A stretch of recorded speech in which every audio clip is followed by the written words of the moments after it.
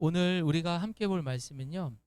누가복음 24장 1절에서 12절까지의 말씀입니다. 우리 한 절 한 절 교독하고 마지막 12절은 합독하도록 하겠습니다.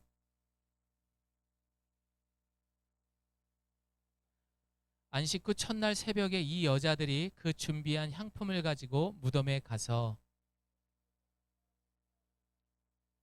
들어가니 주 예수의 시체가 보이지 아니하더라.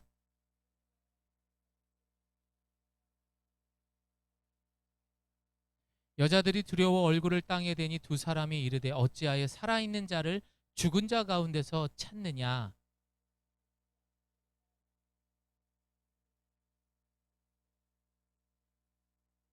이르시기를 인자가 죄인의 손에 넘겨져 십자가에 못 박히고 제3일에 다시 살아나야 하리라 하셨느니라 한데,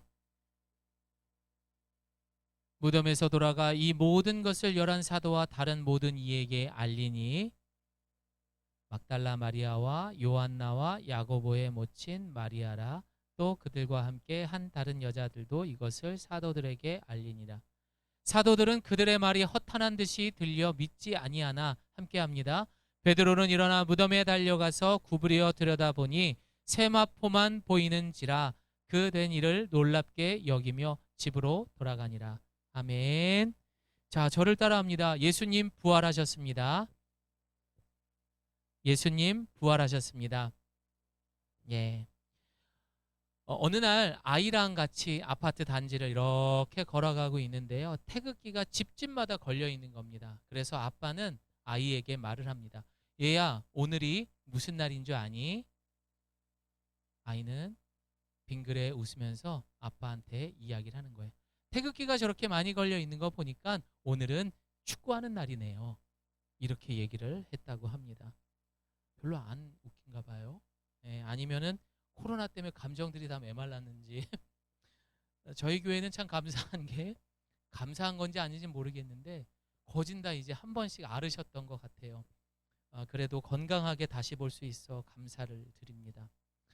아이는 아마도 이날이 3.1절인지 태극기에 대한 의미도 정확히 모른 채 그저 텔레비전 속에서 보였던 태극기를 흔들고 했던 그런 의미가 그에게 전부여서 아마도 축구하는 날이요 라고 말했을지 모릅니다. 그렇습니다. 우리는 어쩌면 살아가면서 그런 절기에 대한 그런 이해와 의미를 잘 모를 때가 있습니다. 특별히 기독교 절기에서 성탄절 하면 여러분 어떻습니까? 무슨 날이에요? 우리는 누가? 아기 예수님이 태어난 날이에요. 그런데 어떤 사람들은 무조건 케이크를 사야 되는 날, 또 어떤 사람들은 아이들에게 있어서는 산타 할아버지에게 선물을 그런 상징적인 날이 또 될 수도 있습니다. 또한 젊은 남녀에게 있어서는 서로 선물하고 외박하는 날, 그렇게 인식이 되어 있습니다. 좀 안타깝습니다, 여러분. 정확한 의미를 생각한다면은 그 성탄절 날은 우리가 정말 예수님께서 인간의 몸으로 이 땅에 오신 것, 누구 때문에? 나 때문에. 그래서 어떻게 보내야 될지를 알아야 하는데 그렇지 않은 것에 대해서 참 마음이 아프다라는 생각을 했습니다. 자, 여러분은 어떻습니까? 그럼 오늘 이 부활절 그 의미를 여러분 잘 알고 계십니까? 부활절은 어떤 날입니까? 계란 먹는 날? 아니죠, 여러분.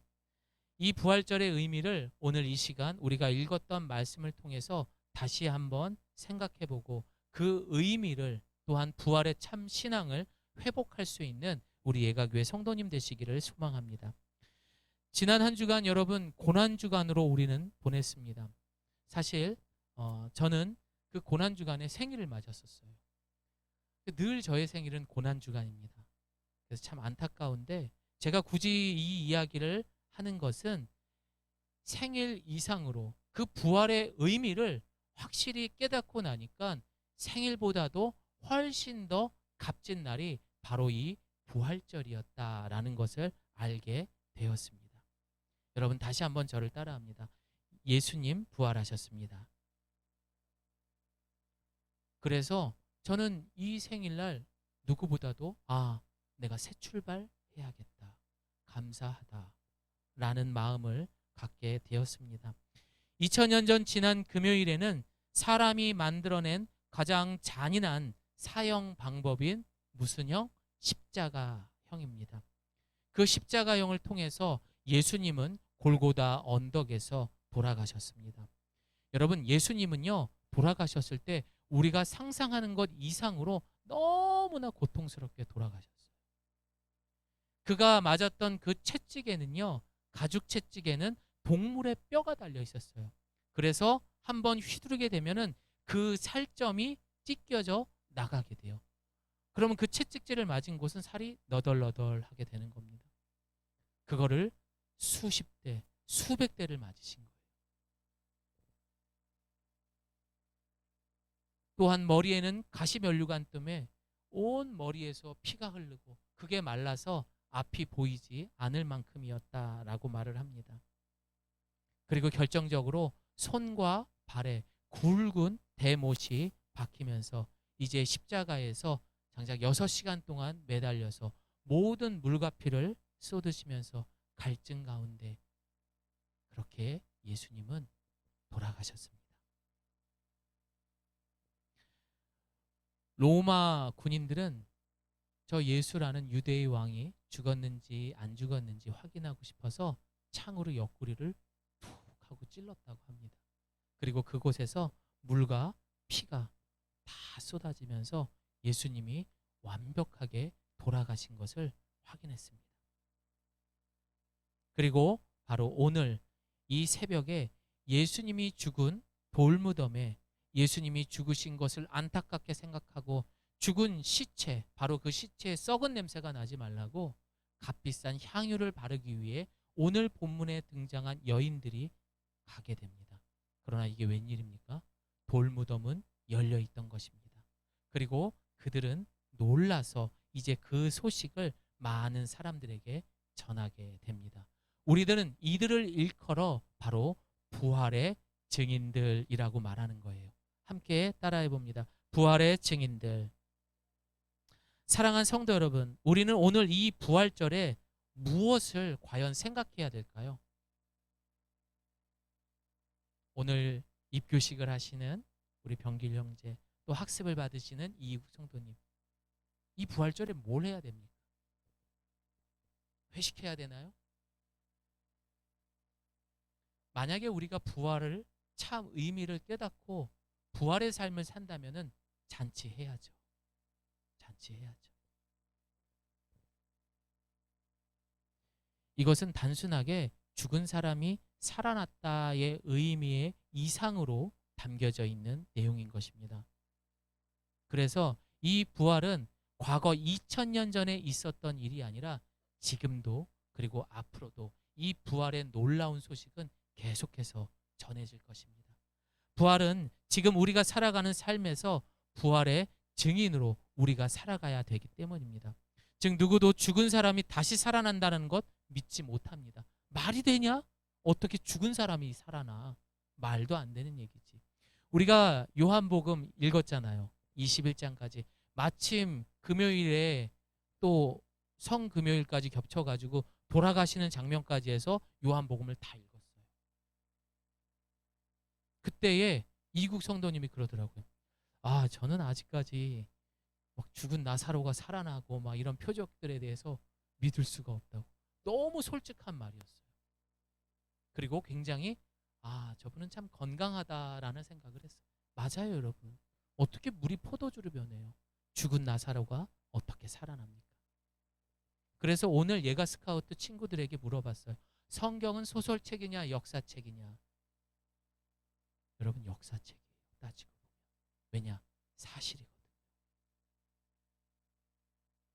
그럼 과연 이 부활이 사실인지 거짓인지, 이것이 과연 2000년 전의 이야기로 끝난 것인지 아니면 2022년 지금까지 앞으로도 사실인지 어떤지 우리가 한번 한 사람의 일생을 통하여서 함께 나누어 보도록 하겠습니다. 죄송합니다. 요거 PC 볼륨 좀 올려주시겠어요?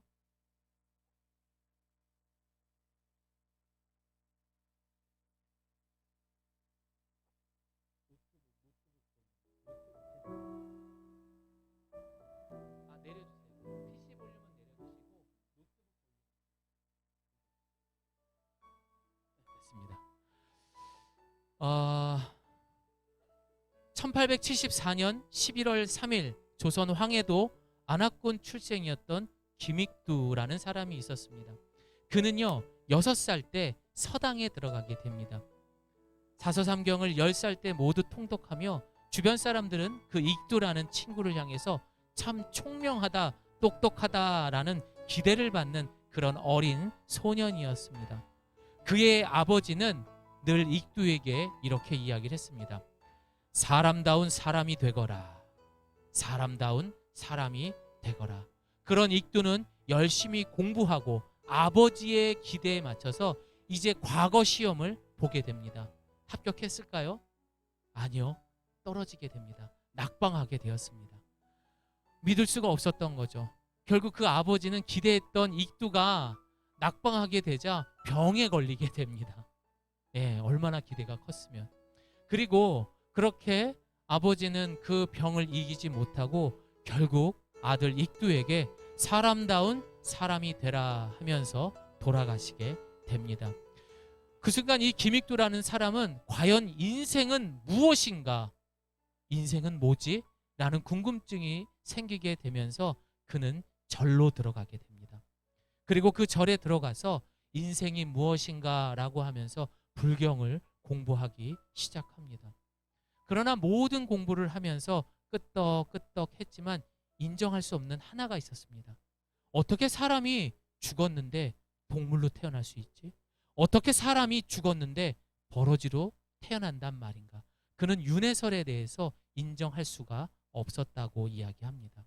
그리고 그는 절에서 나오게 됩니다. 절에서 나와서 한 여자를 만나게 되고 가정을 꾸리게 됩니다. 그리고 아이도 생겨납니다. 그렇게 익두는 열심히 돈을 벌며 이곳저곳 장터를 떠돌아다니는 장돌뱅이로 살기 시작합니다. 웬만한 이제 돈도 좀 모았고 살만한 집도 얻었고 남들 부럽지 않을 만큼 이제 살 만큼 되었어요. 조금씩 욕심이 생겼고 그러던 어느 날 친구가 제안하게 됩니다. 나에게 보증을 좀 서주게. 친구의 연대 보증을 잘못 서주게 되면서 익두는 완전히 가난뱅이가 되고 거지가 됩니다. 행복도 잠시, 그리고 그에게는 고난이 찾아오게 됩니다. 야, 저기 익두 간다, 익두. 김익두란 사람은 그 이후로부터 매일 술을 먹기 시작을 했어요. 그리고 사람들을 괴롭히는 사람이 되고, 아유 제발 저 인간만 안 보면 좋겠다. 익두에게 걸렸다면 모두가 뼈도 못 추렸습니다. 얼마나 싸움을 잘하던지. 그는 무서운 깡패가 되었습니다. 사람들을 괴롭혔습니다. 돈을 빼앗았습니다. 불쌍한 사람, 약한 사람 가리지 않고 괴롭히는, 사회의 악이 되는 그런 사람이 되었습니다. 그러던 어느 날 그 장터에서 외국인 선교사가 전하는 메시지를 듣게 됩니다. 인생이란 무엇이냐? 인생은 풀과 같고 그 영광이 꽃과 같으나 풀은 마르고 꽃은 떨어지되 주의 말씀은 영원토록 있느니라. 술주전뱅이와 깡패였던 김익두에게 딱 꽂혔던 그 말, 영원토록이라는 말이 그의 가슴을 흔들기 시작을 했던 거예요. 영원토록? 영원토록? 영원한 게 정말 있는 것인가? 그리고 그는 그 선교사와 함께 성경을 공부하기 시작하고 기도하기 시작했습니다. 그리고 그는 변하게 되었습니다. 그리고 세례를 받게 되었습니다. 그리고 그는 성도가 되었습니다. 그리고 그는 늘 이렇게 이야기했습니다. 나 김익두는 예전에 죽었소. 나는 새로 태어났소 하면서 그는 새로운 예수의 사람으로 살아가기 시작을 했습니다.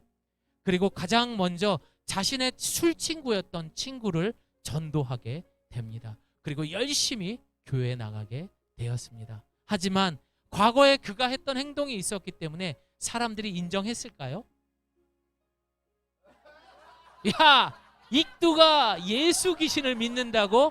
야, 웃기는 소리 안에 저 깡패놈이 무슨 예수를 믿어? 사람들은 믿을 수가 없었던 거죠. 그러자 한 사람이 진짜 저 사람이 변했는지 안 변했는지 확인하고 싶어서 그 익두에게 똥물을 갖다 부어버립니다.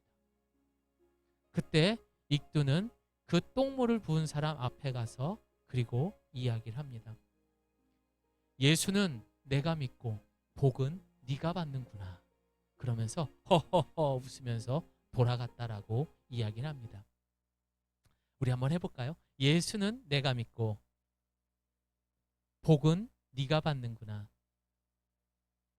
이 김익두라는 사람은요, 어느 날 부흥회에 가기 위해서 또 산을 이제 넘어서 이제 가다가 웬 사람을 만나게 됩니다. 그 사람이 익두를 만나마자 주먹으로 그 익두의 얼굴을 때립니다. 그리고 계속 때리고 괴롭히고 모든 것을 다 뺏어갔다고 합니다. 그때 김익두가 이렇게 이야기했다고 합니다. 내가 김익두요 라고 이야기하니까 그 술주정뱅이 사람이 놀래가지고 김익두 앞에 무릎을 꿇고선 아니 그 유명한 김익두 형님이십니까? 하면서 벌벌벌 떨었다고 합니다. 그리고 김익두가 또 그 앞에 가서 이야기를 했다고 합니다. 목을 팍 잡고 예수는 내가 믿고 복은 네가 받는구나. 그리고 그 사람을 그냥 보내주지 않고 같이 부흥회에 데려가서 그 사람도 예수를 믿게 되었다라고 이야기합니다. 김익두는 부활의 사람이었습니다. 비록 한때는 깡패였고 한때는 술주전뱅이였고 한때는 하나님이 아는 다른 신을 믿는 그런 나 중심적의 삶이었던 그런 과거에 죽었던 그의 삶은 이제 부활의 사람 김익두로 변하게 된 것이고 그는 그렇게 하나님을 잘 믿고 그리고 목사가 되게 됩니다. 우리 함께 읽어볼까요? 시작.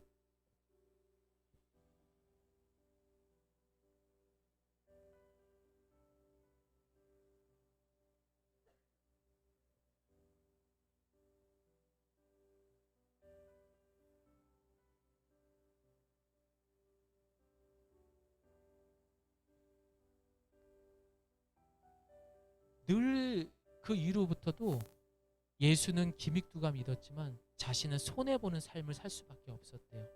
사람들이 인정을 해주지 않았죠. 하지만 그는 부활했던 것입니다. 새로운 삶을 살게 됐던 것입니다. 그렇게 그는 신천 서북교회의 위임 목사가 되면서 교회를 150개를 세우게 됩니다. 그리고 여러분 놀라지 마세요. 김일성에게 예수 믿으라고 전했던 사람입니다. 네. 그래서 김일성이 그때 그랬대요. 그래요. 내가 예수 믿어보겠습니다. 목사님 말 한번 들어보겠습니다. 라는 그런 예화가 있다라고 그의 자서전에 적혀 있었습니다. 그가 이렇게 변할 수 있었던 것은 완벽한 십자가에서 죽음을 경험했기 때문입니다. 그가 과거에 김익두라는 사람이 완벽하게 죽었기 때문에 그는 부활을 경험하고 부활의 새 창조의 역사의 삶을 살게 된 것입니다. 자, 여러분도 한번 따라해 볼까요? 옛날에 조경민은 죽었다. 여러분의 이름을 넣어서 해보겠습니다. 시작. 옛날에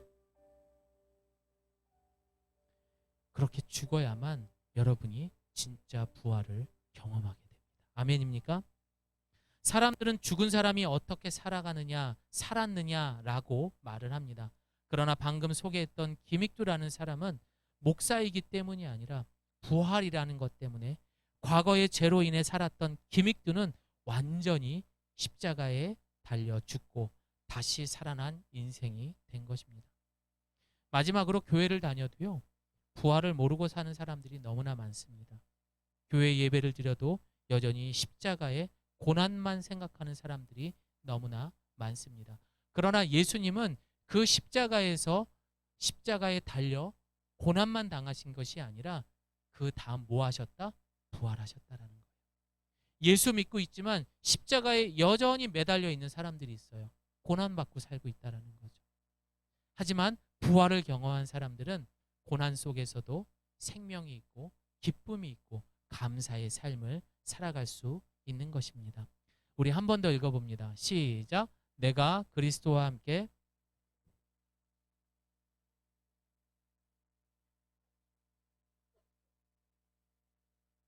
육체 가운데 사는 것은 나를 사랑하사 나를 위하여 자기 몸을 버리신 하나님의 아들을 믿는 믿음 안에서. 이게 바로 부활인 거예요. 아멘입니까? 이제 말씀을 마무리합니다. 요즘에 그 최민식 씨가 찍었던 영화가 있어요. 이상한 나라의 수학, 뭐 그런 영화가 있더라고요. 제목을 정확히 제가 잘 모르겠는데, 근데 거기에 명대사가 하나 나옵니다. 틀린 문제에는 옳은 답이 나올 수 없다 라는 이야기를 합니다. 여러분, 그래요 안 그래요? 틀린 답에는 옳은 답이 절대 나올 수가 없습니다. 다시 말해서 우리가 살아가는 이 세상은 어쩌면 틀린 문제를 풀고자 노력하는 사람들이 모여있는 죄가 지배하는 세상인 거예요. 죄가 지배하는 세상 속에 영원한 것은 없습니다. 그러나 기독교의 부활 신앙은 옳은 답이 나올 수밖에 없어요. 왜냐? 성경에 나왔던 12명의 제자들조차도 예수님을 모른다 부인하며 도망갔던 사람들이었습니다. 하지만 그들이 예수님의 부활의 증인이 되고 난부터 12명 모두 순교하시면서 예수님을 증거했다라는 거죠. 다시 말해서 예수는 내가 믿고 복은 다른 사람에게 나눠주는 그런 삶을 살게 되었던 것입니다. 우리가 매주 묵상했던 사도 바울도 그랬습니다. 또한 오늘 우리가 이야기했던 김익두 목사님도 그랬습니다. 그렇다면 2022년 이 부활절에 그 부활의 주인공은 이 자리에 앉아 계신 저와 여러분이 되시기를 소망합니다. 한 번뿐인 우리의 삶에 주님은 부활을 경험하며 과거의 삶을 우리는 이제는 청산해야 됩니다.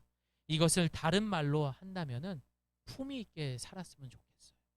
여러분, 언제까지 우리 입에서 욕을 하고 누군가를 미워하며 험담하고 상식적이지 못한 그런 모습으로 살아가고 싶습니까? 막 그냥 스트레스 받으면 막 나쁜 건 아니에요. 맞아요. 뭐 그렇게 살아가는데. 근데 이왕이면 좀 품위 있게 돈 없어도 너무 막 궁색하게 살지 않았으면 좋겠어요. 그 속에서도 그 작은 것 가지고도 만족하고 하하하 웃을 수 있는 여유로운 삶을 살기를 바랍니다. 그것이 진짜 부활의 삶을 살아가는 품이 있는 삶인 거예요.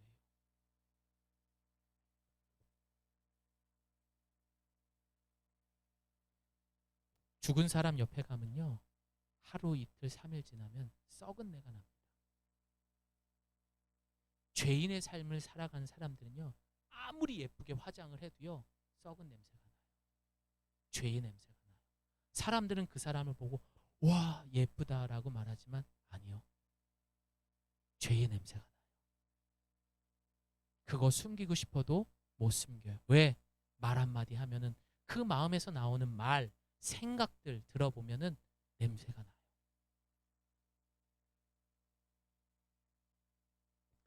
간혹 큰 죄를 지어서 얼굴이 공개되거나 하면 모든 사람들이 말합니다. 정말 무섭게 생겼다. 여러분, 이런 사람에게는요, 어떤 예쁜 옷을 입혀도 예쁜 보석으로 치장을 해도 그 모습을 숨길 수가 없습니다. 하지만 부활의 사람들은 예쁜 옷이 아니어도 예쁜 보석이 아니어도 그 자체로 그 눈빛에서 생명의 빛이 난다는 거예요.